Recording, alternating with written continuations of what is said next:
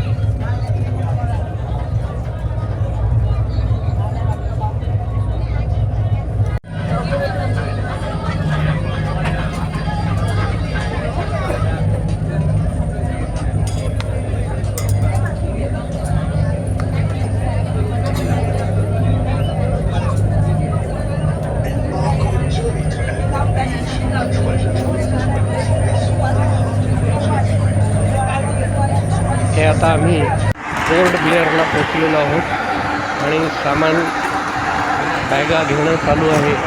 बोटीवरून त्या अशा ढकलतात आणि आपण आपली बॅग ओळखून आणि उचलायची.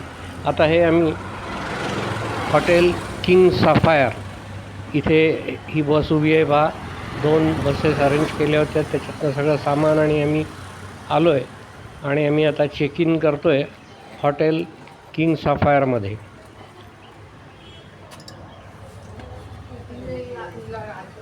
हे त्याचं लाऊंज रिसेप्शन आहे.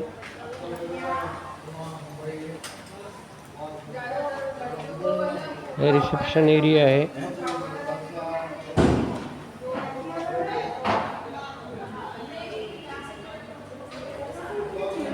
आम्हाला फॉर्च्युनेटली सिनियर सिटीजन असल्यामुळे कदाचित असेल ग्राउंड फ्लोअरचीच रूम अलॉट झालेली होती. तसंही तिथे लिफ्ट असल्यामुळे तो काही प्रॉब्लेम नव्हता. तर आता ही आम्हाला 105 नंबरची रूम अलॉट झाली आहे. तेव्हा आपण रूम टूर करूया.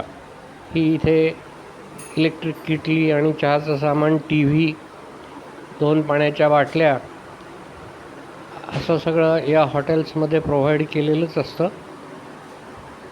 हा छानसा बेड आहे. रूम AC आहे. आणि आता इथे रूम चेक इन झाल्यानंतर आम्ही बाहेर जाऊन कुठल्या तरी हॉटेलमध्ये जेवण करू. इथेही जेवायची सोय आहे, पण आम्ही थोडंसं बाहेरचं ट्राय करू. कारण सकाळचं जेवण हे आमच्याकडेच असतं. ते टूर कॉस्टमध्ये इन्क्लूड नाही आहे. सकाळचा ब्रेकफास्ट आणि रात्रीचा डिनर एवढ्या 2 गोष्टी त्या टूर कॉस्टमध्ये आहेत. तर तेव्हा आता हे रूम चेक इन झाल्यानंतर बाहेर जाऊन आम्ही जेवू. आणि नंतर 3 वाजता आम्ही आता हे बाहेर पडलो आहोत आणि बसनी त्यांनी सेल्युलर जेलपाशी आम्हाला आणून सोडलेलं आहे. हे बसचं पार्किंग अगदी जेलच्या जवळ नसल्यामुळे पायी थोडंसं चालत जावं लागतं. तेवढंच आजूबाजूचा परिसर निहाळता येतो आणि सुंदर परिसर आहे. जो आज आम्हाला पर्यटक म्हणून सुंदर वाटतो आहे, तो त्या काळी वीर सावरकरांकरता काळ्या पाण्याची सजा होती. याचं वास्तवाचं भान थोडंसं आपल्यालाही ठेवायला पाहिजे. आता हे आम्ही सेल्युलर जेलकडे मार्गक्रमण करतो आहे. आमचा टूर ऑपरेटर पुढे जाऊन तिकीटं काढेल आणि मग त्याच्यानंतर आमची आतमध्ये एंट्री होईल. तिथे भली मोठी रांगही असते आणि सगळ्या भारतभरातनं किंवा इतर देशातनंही लोक तिथे हे स्मारक बघायला येतात. ती जेलच आहे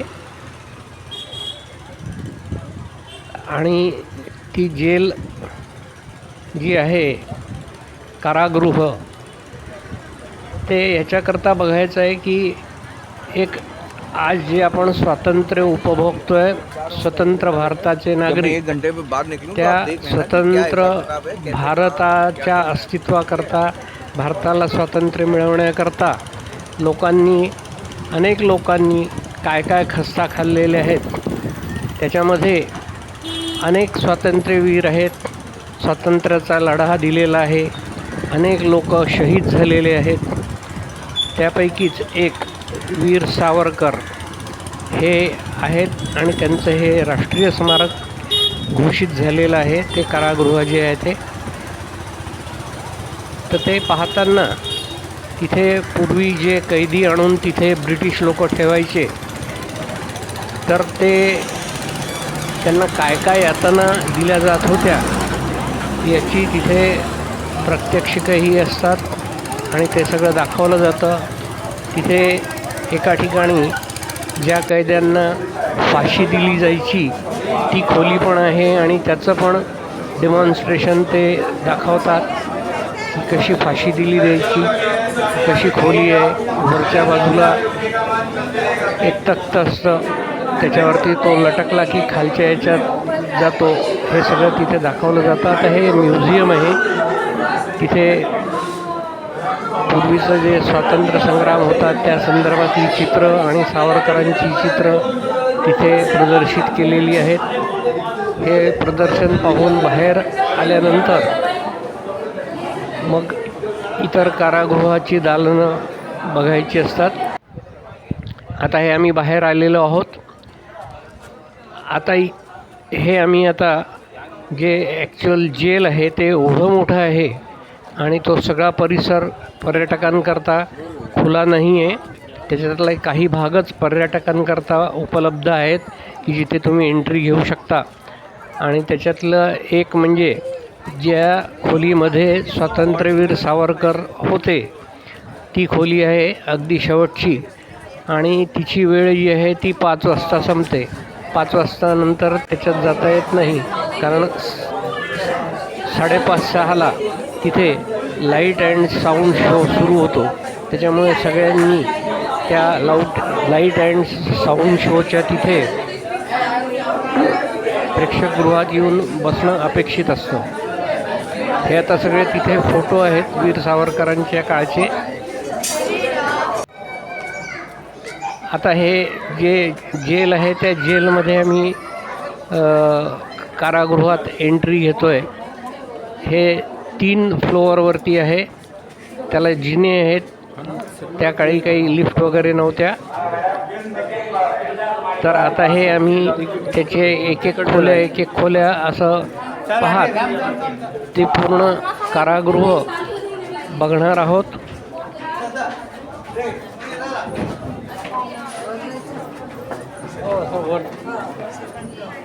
हे आता वरच्या मजल्यावर म्हणजे पहिल्या मजल्यावरती आम्ही चाललेलो आहोत.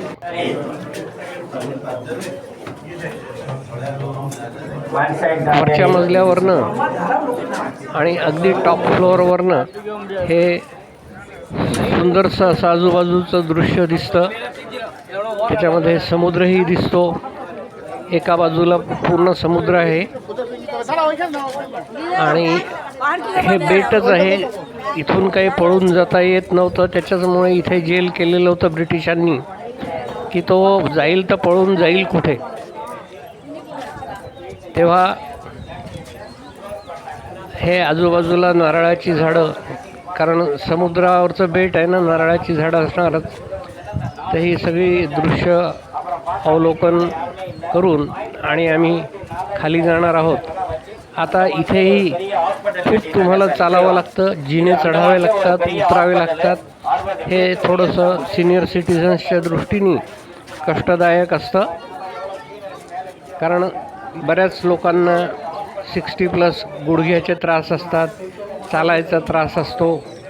त्याच्यामुळे फार लांबचा पल्ला चालायचा असेल तर ते सिनियर सिटिझन्सना कंटाळवाणं होतं.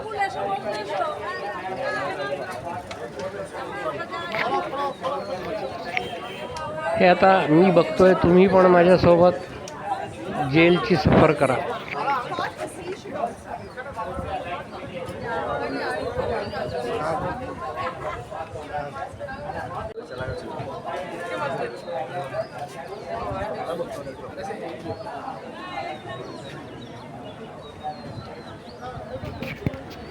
आता हा भाग 4 आहे. तसा आमचा दिवस 5वा आहे सफरीचा.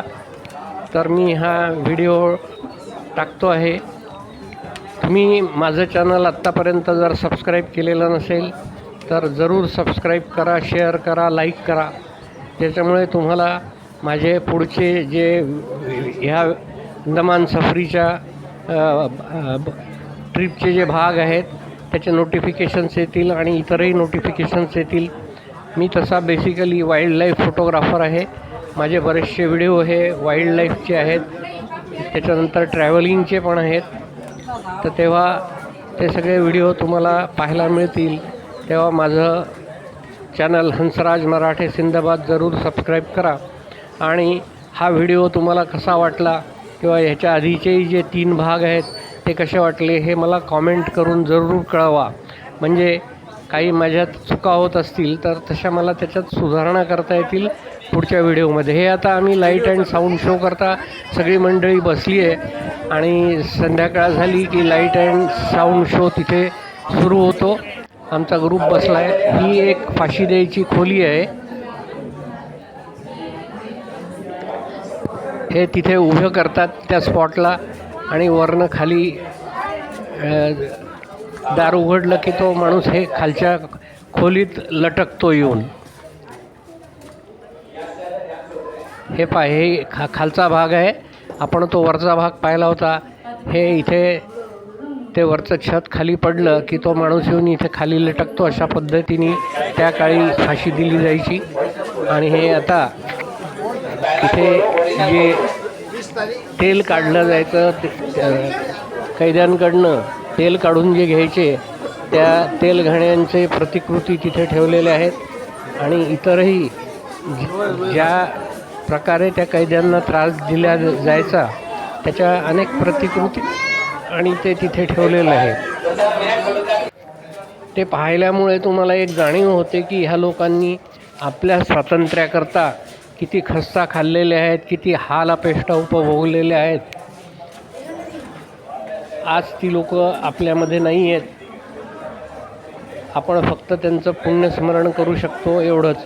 हे आता आम्ही वीर सावरकरांना ज्या खोलीमध्ये ठेवलेलं होतं त्या खोलीकडे मार्गक्रमण करतो आहे. तिथे बऱ्यापैकी लाईन असते, कारण हे आता जवळपास 4:30 पावणे 5 वाजत आलेले आहेत आणि 5ला ही खोली बंद होते. त्याच्यामुळे सगळ्यांची लगबग असते की ते 5च्या आधी बघायचं. आणि आता हे त्या ज्या खोल्या आहेत सगळ्या जेलच्या कारागृहाच्या, त्याच्यामध्ये आतमध्ये जाऊन आणि लोक सेल्फी काढतात. म्हणजे हा एक आता वेगळा भाग झालेला आहे की जेलमध्ये सेल्फी काढणं. आता हे ती खोली आहे की जिथे वीर सावरकरांना डांबून ठेवण्यात आलेलं होतं. ज्याला फक्त वरती झरोका आहे.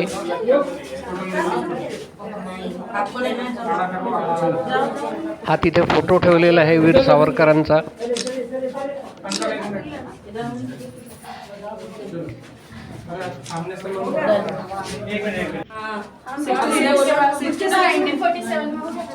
वीर सावरकरांच्या फोटोसोबत सेल्फी घेण्याकरता तिथे लगबग चालू असते प्रत्येकाची.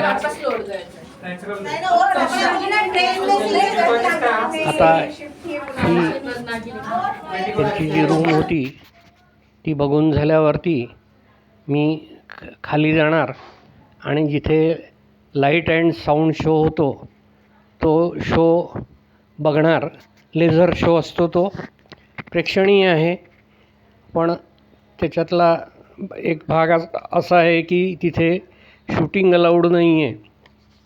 मोबाईल हातात दिसल्याबरोबर तिथे जी लोकं असतात ती लगेच तुम्हाला हटकतात आणि मोबाईल बंद करायला लावतात.